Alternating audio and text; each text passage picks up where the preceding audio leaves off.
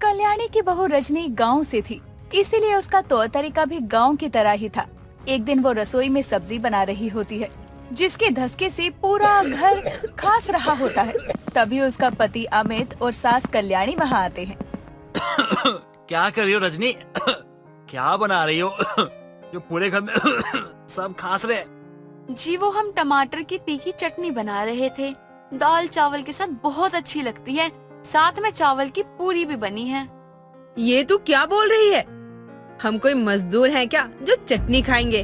और ये चावल की पूरी कैसे बनती है? माँ जी आप ठहरे शहर के लोग, आपको क्या पता गांव के खाने के बारे में। हमने अपनी अम्मा को पहले ही कहकर चावल का आटा मंगवा लिया था। जैसे गेहूं का आटा होता है वैसे ही चावल का भी आटा होता है। लेकिन उसकी पुड़िया कैसे बनती हैं? बनाती है माँ, बहुत अच्छा बनाती है। चावल की आटे की पूरियाँ और आलू गोभी की सब्जी, आए हाय मजा आ जाता है खाकर। अपनी गवार बीवी के साथ रह रहकर तू भी इसकी तरह हो गया है और तेरी पसंद भी। माँ ऐसा नहीं है, सच में बहुत अच्छा बनाती है। माँ एक बार खा के देखिए आप शहर का ना वो खाना भूल जाओगी, बोरिंग सा। तेरी बीवी है, तू ही खा, मुझे माफ कर। अगर इतना तेल मसाला खाऊंगी तो वक्त से पहले ही अनेकों बीमारियों का शिकार हो जाऊंगी। माँ आप सीधे सीधे बोल दो, आपसे तीखा खाया ही नहीं जाएगा। यही समझ ले तू, मुझे फर्क नहीं पड़ता है। कल्याणी इतना कहकर वहाँ से चली जाती है और अमित भी अपने कमरे में वापस चला जाता है। कल्याणी को ना ही अपनी गांव की बहू पसंद थी, ना ही उसके बनाए हुए पकवान। वो चाहे कितना भी अच्छा खाना बना ले, वो कुछ ना कुछ कमी निकालकर उसे गांव की होने के कारण नीचा दिखा दिया करती।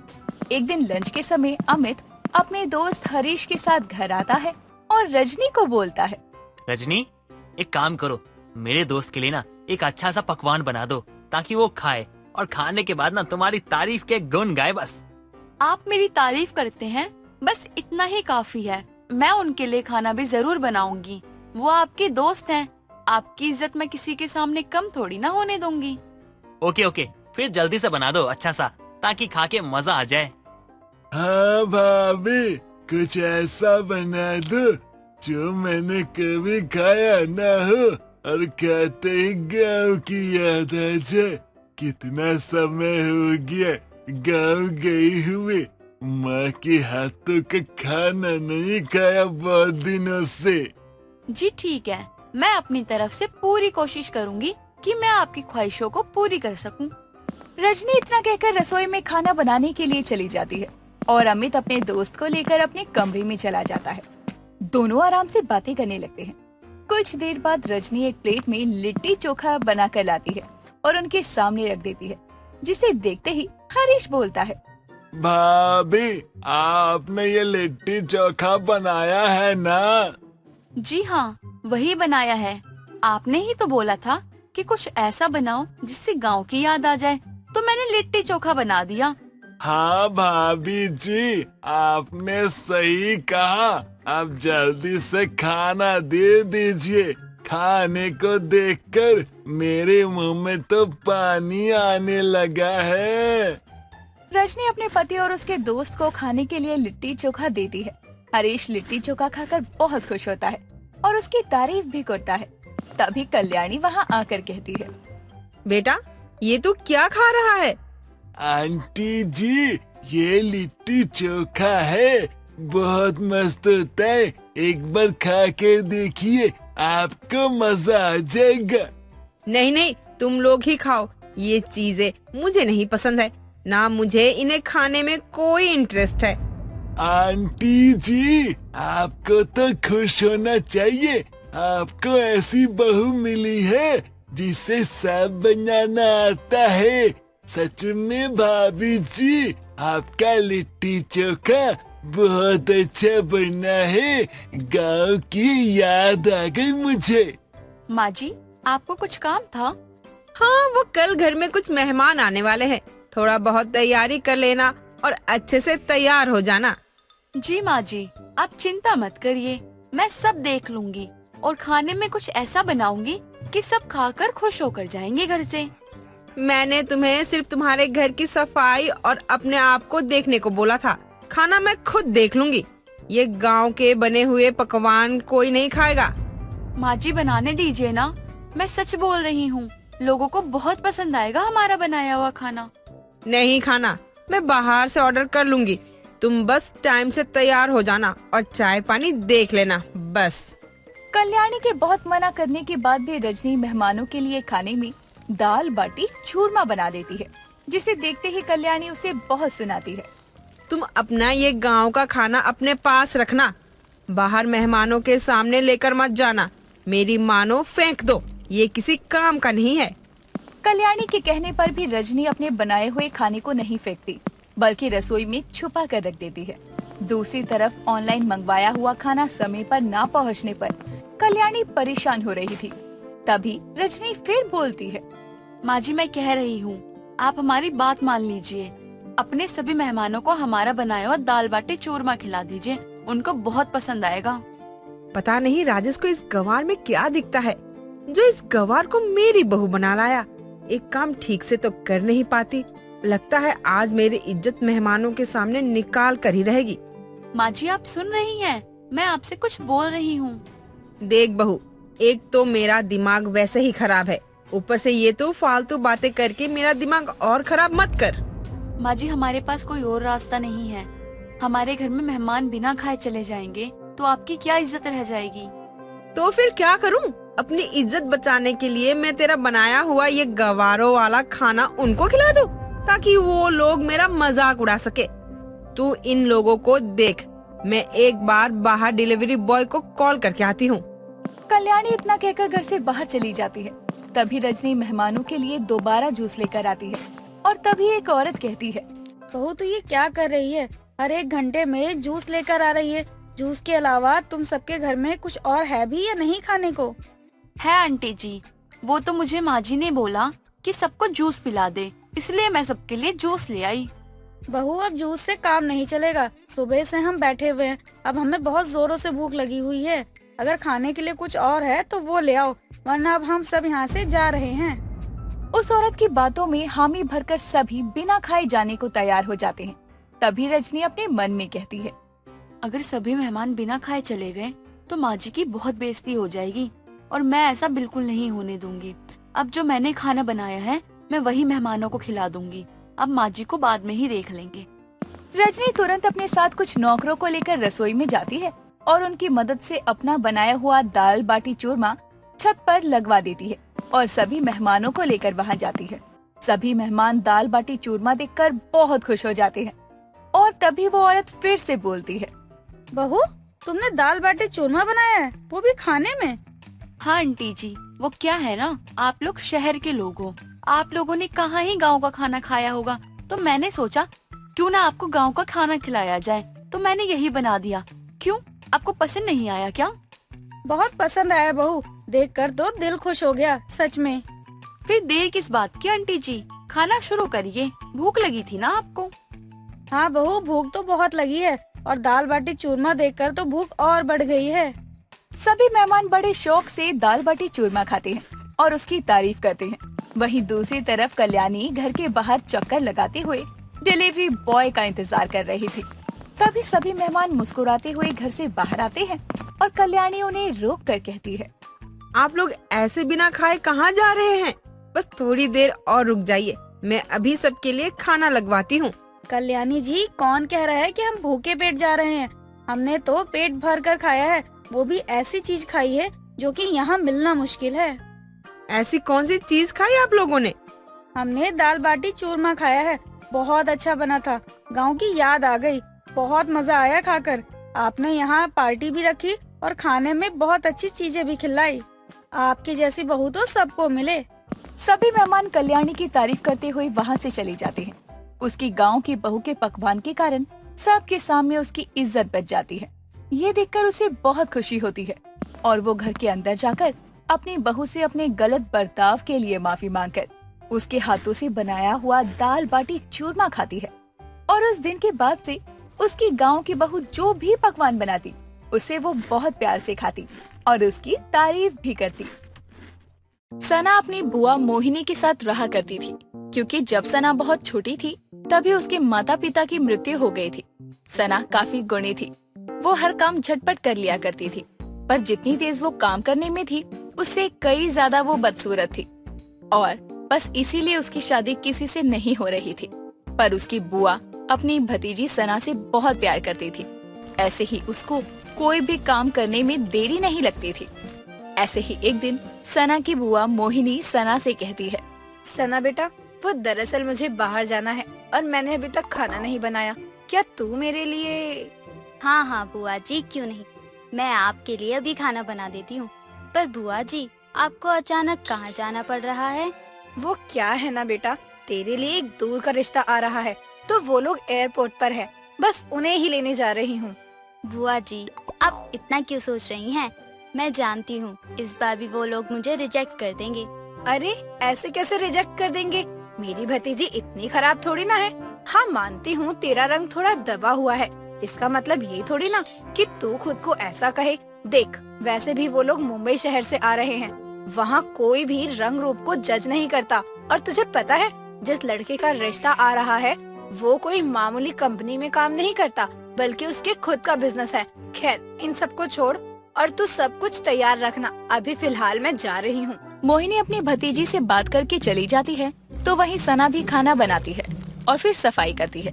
देखते ही देखते सना घर का सारा काम खत्म कर लेती है और नहा धोकर तैयार भी हो जाती है। अब थोड़ी देर बाद जब मोहिनी लड़के वालों के साथ आ जाती है तो मोहिनी का चमकता हुआ घर देखकर लड़के की माँ सुनीता मोहिनी से बोलती है, मोहिनी बहन, तुम्हारा घर तो काफी चमक रहा है। सारी चीजें एकदम सही जगह पर परफेक्ट तरीके से रखी हुई हैं। आखिर इस घर की देखभाल भी तो मेरी भतीजी ही करती है। अब जिसके घर में इतना काम करने वाली होगी तो क्या ही होगा। खैर, पहले आप बैठिए, मैं अभी अपनी भतीजी को बुलाती हूँ। इस तरह मोहिनी सुनीता और सुनीता के बेटे रघु को बैठने की कहकर सना को बुला कर लाती है। सना अपने हाथों में चाय की ट्रे लेकर सभी के सामने आती है और उसको देखकर रघु का मुंह बन जाता है, क्योंकि रघु काफी स्मार्ट और हैंडसम था और उसको अपनी पत्नी अपनी ही तरह गोरी और सुंदर चाहिए थी। पर सना तो ऐसी बिल्कुल नहीं थी। लेकिन सना को देखकर सुनीता उसको पहली ही नजर में पसंद कर लेती है और इस रिश्ते को पक्का करके चली जाती है। पर रघु जब अपनी माँ के साथ घर आता है तब वो अपनी माँ से कहता है, माँ, आपने क्या सोचकर उस काली से मेरा रिश्ता पक्का कर दिया? रघु, तू ये क्या बोल रहा है? भले ही वो काली लड़की है, पर इसका मतलब ये तो नहीं कि तू उसको कल्लो बुलाएगा। माँ, आपने सोचा भी है अगर कोई मुझे और उसको देखेगा तो क्या कहेगा? बस रघु, बहुत बोल दिया तूने। अब अगर तूने एक लफ्ज भी बोला ना तो मुझसे बुरा कोई नहीं होगा, समझा तू? मैंने शादी फिक्स करवा दी है और अब तेरी शादी सना से ही होगी। अपनी माँ की ऐसी बात सुनकर रघु चुप हो जाता है और गुस्से में वो अपने कमरे में चला जाता है। ऐसे ही समय गुजरता है और समय के साथ अब रघु और सना की शादी हो जाती है। शादी करके जब सना मुंबई आती है तो वो अपने पति का इंतजार कर रही थी।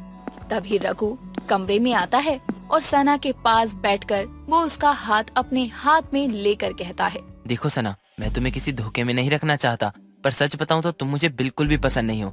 मैंने ये शादी अपनी माँ के कहने पर की है। वो दरअसल मुझे खुद के जैसे सुंदर और गोरी लड़की चाहिए थी, जो कि तुम नहीं हो। इसलिए तुम मुझसे कोई एक्सपेक्टेशंस मत रखना। भले ही हमारी शादी दुनिया की नजरों में पूरे रीति रिवाजों के साथ हुई है, पर मैं तुम्हें अपनी पत्नी कभी नहीं मान सकता। इतना बोलकर रघु अपना तकिया उठाता है और अपने कमरे के सोफे पर सो जाता है। सना ना जाने क्या क्या सपने संजो कर आई थी, पर अब बेचारी पूरी तरह से टूट जाती है और वो किसी को कुछ नहीं कहती और चुपचाप शादी होने के बाद भी कवारों वाली जिंदगी जीती है। समय गुजरता है और समय के साथ वो अपने घर की जिम्मेदारियां संभाल लेती है। ऐसे ही एक दिन जब वो किचन में काम कर रही थी तभी उसकी सास उससे कहती है, सना बहू, ओ सना बहू, जरा एक कप चाय तो बना दे। जी माँ जी, मैं अभी चाय बना कर लाती हूँ।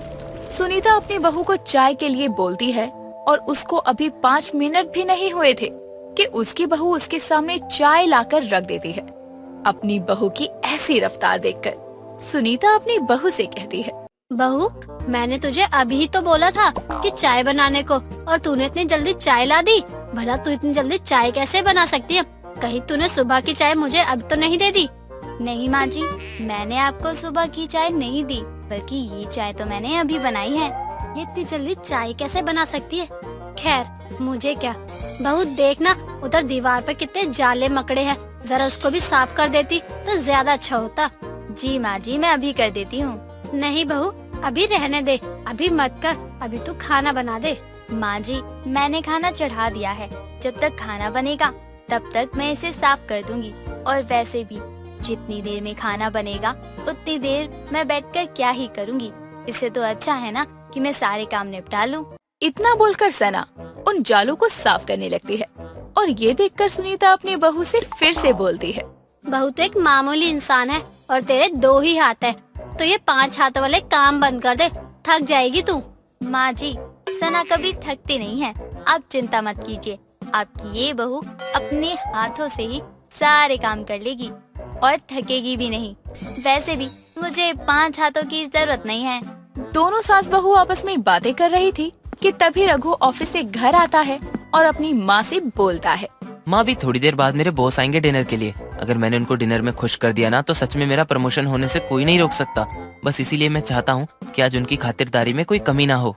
रघु ये सब कुछ बोल ही रहा था कि तभी उसके घर की बेल बजती है और अब जब सना अपने घर का दरवाजा खोलती है तो वो देखती है कि उसके घर पर रघु के बॉस थे। जिसके बाद वो उसके बॉस को अंदर आने को कहती है कि तभी रघु अपनी पत्नी को बोलता है, सना, जाओ जाकर बॉस के लिए कुछ ठंडा लेकर आओ। जी, मैं अभी लाती हूँ। वो जल्दी से जाती है और 2 ग्लास में कोल्ड ड्रिंक डालकर ले आती है। उसके वहाँ आते ही रघु सना से बोलता है, सना, बॉस यहाँ डिनर के लिए आए हैं, जाओ जल्दी कुछ बना दो। जी रघु जी, मैं अभी बना कर लाती हूँ। सना अब इधर उधर भागते हुए काम करने लगती है। उसको इस तरह काम करते हुए देखकर रघु का बॉस रघु से कहता है, रघु, तुम अपनी पत्नी से इतना काम क्यों करवा रहे हो? हाँ ठीक है, पत्नी घर को संभालती है, पर तुम अपनी पत्नी को नौकर नहीं समझ सकते। अपनी पत्नी की रिस्पेक्ट करना सीखो। सर, मैं शुरू से आपके साथ रहता आया हूँ, जिस वजह से हमारा बॉन्ड अच्छा बन गया है। और आपको तो पता ही है कि मुझे कैसी लड़की चाहिए थी, बस इसीलिए मैं। रघु, तुम जानते हो, जैसे अभी तुम हो ठीक वैसे ही मैं भी एक समय पर था। मैं भी अपनी पत्नी की कदर नहीं करता था, क्योंकि वो भी तुम्हारी पत्नी की तरह ही काली थी, जिस वजह से मुझे छोड़कर चली गई। और अब वो इतनी दूर जा चुकी है कि मैं चाहकर भी उसको वापस अपने पास नहीं ला सकता हूँ। पर जब वो मुझे छोड़कर गई ना, तब मुझे उसकी कीमत पता चली है। पर वो गई कहाँ है? अब वो इस दुनिया में नहीं है रघु। अपनी बॉस की बातें सुनकर कहीं न कहीं रघु को भी एहसास था कि वो भी अपनी पत्नी के साथ वही कर रहा है जो उसके बॉस ने अपनी पत्नी के साथ किया था। रघु को अपने किए पर पछतावा होता है और अपने बॉस के जाने के बाद वो अपनी पत्नी से माफी मांगता है और उसकी पत्नी उसे माफ भी कर देती है। जिसके बाद वो अपने पति और सास के साथ खुशी से रहती है। पर वो अपनी स्पीड में कोई कमी नहीं रखती और उसकी ऐसी स्पीड देखकर सुनीता बोल पड़ती है, ये है मेरी 5 हाथों वाली बहू। सुहास एक पार्क में बैठा टेंशन में खुद से बातें कर रहा था। तभी उसकी गर्लफ्रेंड निधि वहाँ आती है और अपना चश्मा ठीक करते हुए कहती है, ये क्या खुद से ही बातें किए जा रहे हो? और ये बताओ, जब मैंने तुम्हें अपने बर्थडे का इनविटेशन मेल कर दिया था तो फिर तुम मेरे बर्थडे पर क्यों नहीं आए? ये क्या मिसबिहेवियर है? अरे यार, मैं तुम्हारा बॉयफ्रेंड हूँ, तुम्हारा कोई एम्प्लॉय नहीं। और एक बात बताओ, अपने बॉयफ्रेंड को मेल पर इनविटेशन कौन भेजता है? मैं भेजती हूँ। और तुम्हें क्या? मैं तो सबको मेल भेजती हूँ। यही तो दिक्कत है यार, जब तुमसे मिलता हूँ ना, मुझे एक HR की वाइब आती है। कभी तो एक गर्लफ्रेंड की तरह रोमांटिक हो जाया करो। अरे अब HR हूँ तो वाइब चपरासी वाली तो नहीं आएगी। कैसी अनप्रोफेशनल बातें कर रहे हो तुम ना। आधे घंटे में मुझे सॉरी लेटर मेल करो, फिर रिप्लाई करती हूँ। ईमेल ID तो याद है ना? हाँ, निधि HR@gmail.com। तुम्हारे नंबर से जल्दी मुझे तुम्हारी मेल ID याद हुई थी और तुमने ऐसी याद कराई है ना कि अपनी मेल ID याद हो या ना हो, लेकिन तुम्हारी मेल ID तो मैं मर कर भी भूल नहीं सकता। और सुनो, मेरी माँ को ना उनके घर में बहू चाहिए, ना कि HR बहू। इसलिए ना तुम्हारा मेरा ब्रेकअप। Breakup not acceptable. तुमने कह दिया और हो गया ब्रेकअप, ऐसे थोड़ी होता है। अरे तो क्या ब्रेकअप के लिए भी कोई फॉर्म भरूं? नहीं, बल्कि ब्रेकअप का रीजन लेटर मुझे लिख कर मेल करो। हाँ। निधि इतना कहकर वहाँ से चली जाती है और उसकी बातें सुनकर सुहास अपना सर पकड़ लेता है। निधि एक अच्छी कंपनी में HR के पोस्ट पर काम करती थी। वो अपने काम के प्रति इतनी डेडिकेटेड रहा करती थी कि उसके बर्ताव में भी ये साफ झलकता था। लेकिन इस बर्ताव के कारण ही उसके बॉयफ्रेंड से उसके साथ ब्रेकअप हो गया था। और जब ये बात उसकी माँ को पता चलती है तो वो भगवान के सामने हाथ जोड़े कहती है, हे भगवान, अब आप बस इसके लिए कोई अच्छा सा रिश्ता भेज दो। बहुत कर ली इसने नौकरी, अब इसकी शादी की उम्र हो चली है। भगवान के सामने अर्जी क्यों लगा रही हो माँ? हाँ तो क्या, भगवान को अपनी बातें मेल करके भेज दूं? क्या बात करती है। अरे एचआर तो बन गई, अब किसी अच्छे घर की बहू भी बन जा। बस कोई अच्छा सा रिश्ता मिल जाए, मैं तेरा इस्तीफा तेरे बॉस को मेल करवाती हूँ फिर। रूपाली अपनी बेटी के लिए सब जगह रिश्ते की तलाश जारी कर देती है। अब ढूंढने से तो भगवान भी मिल जाते हैं, तो रूपाली को तो अपनी बेटी के लिए एक अच्छा रिश्ता चाहिए था। कुछ ही दिनों में निधि के लिए विवान नाम की लड़की का रिश्ता आता है और बातचीत होने के बाद रिश्ता तय भी हो जाता है। शादी की तारीख भी नजदीक आने लगती है, तो वही निधि अपनी जॉब को छोड़ देती है, लेकिन शायद उसकी जॉब उसका पीछा नहीं छोड़ती। एक रोज जब निधि अपने संगीत के फंक्शन के लिए तैयार हो रही थी, तो उसकी माँ आकर कहती है, निधि बेटा, अब तक तूने हलवाई को फोन नहीं किया क्या? देख तो वो आया है। अरे ऐसे कैसे नहीं आया, मैंने तो उसे कल रात को ही खाने में क्या क्या बनेगा उसकी लिस्ट बनाकर मेल कर दी थी। उसके छोटे भाई को भी अटैच किया था। क्या तूने हलवाई को मेल किया था? अरे दैया, अरे वो कहाँ मेल वेल चलाते हैं? अरे माँ क्या बात कर रही हो, खाओ पकाओ #gmail.com करके उसकी ईमेल आईडी है, उस पर ही मैंने मेल किया था।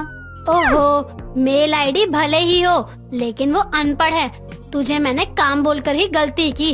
हट परे, आई बड़ी मेल करने वाली। रूपाली अपना सर पकड़े खुद ही हलवाई को फोन लगाती है और 2 दिन बाद शादी पूरे रीति रिवाज के साथ संपन्न होती है और निधि बन जाती है बहू। ऐसी वैसी बहू नहीं, बल्कि HR बहू। क्यों, आइए जानते हैं। एक रोज निधि फोन चला रही थी, तभी वैशाली उससे कहती है, बहू जरा विवान बिटवा को कह दियो आते हुए जरा पंडित जी को अपने साथ ले आए। घर में एक ठो पूजा रखवानी है, तो उसी की बात करनी थी पंडित जी से। बिल्कुल सासू माँ, मैं उन्हें याद से कह दूंगी। ठीक है, वैसे ये फोन कम चलाया कर बहू। कम कैसे चलाऊं सासू माँ, मेरा तो सारा काम ही इसी से होता है। मुझे अपनी सहेली का जरूरी कॉल अटेंड करना है, तो मैं वो करके आती हूँ। अरे बहू, पर रसोई का काम? सासू माँ, मैंने उसे 3 दिन की डेडलाइन दी थी, उसका कॉल आने ही वाला होगा। ये लो आ गया, मैं बात कर लेती हूँ जरा। इतना कहकर निधि फोन पर बात करने के लिए वहाँ से चली जाती है। तभी वैशाली कहती है, ये का अंग्रेजी का शब्द बोलकर चली गई, सब सर के ऊपर से चला गया। खैर, हमें क्या मतलब। वैशाली अपनी HR बहू की बातें समझ नहीं पाती और न ही उन्हें समझने की कोशिश करती है। शाम को जब विवान घर लौटता है, तो वैशाली दरवाजे से बाहर झांकने लगती है। उसे ऐसा करते देखकर विवान कहता है, अरे माँ, ऐसे क्या झांक रही हो? कोई आने वाला है क्या इस समय? ये बात तो हमको तुझसे पूछनी चाहिए। पंडित जी पीछे आ रहे हैं क्या? पंडित जी? कौन पंडित जी? अरे आपने मेरी मेल नहीं पढ़ी क्या विवान? मेल? अरे कैसी मेल? मैं तो अपनी मेल रोज चेक करता हूँ। ओहो, वो पुरानी नहीं, नई वाली मेल जो मैंने बनवाई थी उस दिन, patidev@gmail.com वाली। उसी पर मैंने तुम्हें पंडित को शाम को घर लाना है और क्यों लाना है उसका रीजन लेटर लिखकर मेल कर दिया था। यार ये घर है कि ऑफिस? और मैं तुम्हारा पति हूँ या एम्प्लॉय, जो तुम मुझे HR की तरह बात बात पे मेल करती रहती हो? अरे ये बात फोन करके भी तो कह सकती थी ना। अरे बात कहने से मतलब है विवान, फिर मेल में कहो या फोन करके, बात तो एक ही है ना। अब तुम तो ऐसी बात मत ही करो। इतना कहकर निधि वहाँ से चली जाती है और वैशाली अपने बेटे के सर पर एक मारते हुए कहती है, कहा रे, जब बहू बोल दी थी तो पंडित जी को काहे नहीं लाया? माँ, आपको ना कुछ नहीं पता। अरे उसने मुझे मेल किया था। अब इंसान के पास मैसेज पढ़ने का समय तो होता नहीं है, ऐसे में वो मेल कहाँ से पढ़े? पर बहू ये मेल ही क्यों करती है बेटा? क्योंकि तुम्हारी बहू पहले HR जो थी माँ। अब खाना लगा दो, भूख लगी है मुझे। पहले मुंह हाथ धोकर आ नालायक। अरे हाँ, जाता हूँ। तभी विवान अपने कमरे में चला जाता है और ऐसे ही समय बीतता है और अपनी HR बहू की मेल पर हर बात कहने वाली हरकत से विवान और निधि में हुई कभी कभी की कहासुनी को देखकर वैशाली को कुछ भी ठीक नहीं लगता था। एक रोज जब वैशाली हॉल में बैठकर टीवी देख रही थी, तभी निधि कहती है, सासू माँ, आप अभी तक यहीं बैठी हैं? हाँ तो क्या करे, कछु कहा था क्या? काम था से आपका क्या मतलब है? आप मार्केट से सब्जियाँ नहीं लाई अब तक? अरे जो तूने कहा ही नहीं तो हम क्या अपने मन से बाजार चले जाएंगे? कहा नहीं मतलब? सुबह ही तो आपको मेल किया था ना, साथ में सब्जियों की लिस्ट भी PDF में भेजी थी, आपने देखी नहीं क्या? का? एक मिनट, तू हमको भी मेल भेजी रही, पर कैसे? कैसे मतलब क्या सासू माँ? उस दिन आपको बैठा कर खड़ूस सासू माँ @gmail.com से ID बना कर तो दी थी आपको, इसी पर मेल किया मैंने। अरे हम काला अक्षर भैंस बराबर है, आईडी बनाकर का फायदा जब पढ़ना ही नहीं जानते। ये मेरी हेडेक नहीं है सासू माँ, आपको पहले बताना चाहिए था, इसके लिए मैं रिस्पॉन्सिबल नहीं हूँ। इतना कहकर निधि वहाँ से चली जाती है। शाम को विवान के आने पर वैशाली उसे सारी बात बताती है, तो विवान भी अपना सर पकड़ लेता है। समय बीतता है। एक रोज जब घर के वाईफाई में कुछ दिक्कत आ जाती है, साथ ही निधि के फोन का नेट भी खत्म हो जाता है, जिसके कारण वो अपनी ईमेल्स चेक नहीं कर पाती। शाम को जब उसकी सास और पति तैयार होकर कहीं बाहर जाने लगते हैं, तो वो कहती है, आप लोग ऐसे तैयार होकर कहाँ जा रहे हैं? कहीं जाना था तो मुझे क्यों नहीं बताया? कैसी बात कर रही है बहू, बताया तो था तुझे। वो क्या कहती है तू? हाँ मेल करके, तूने पढ़ा नहीं का? नहीं पढ़ा तो ये तुम्हारी गलती। खैर हम चलते हैं, हमें देर हो रही है ना माँ? हाँ बिटवा, अब एचआर बहू तो तैयार है नहीं, तो हम इसके बिना ही जाएंगे। इतना कहकर दोनों वहाँ से चले जाते हैं और निधि को समझ आ जाता है कि उसकी सास आखिर उसे क्या समझाना चाहती है। दोस्तों, अगर आपको ये कहानी पसंद आई तो इसे लाइक करें, शेयर करें और कमेंट करके बताएं कि कहानी में आपको सबसे अच्छा क्या लगा।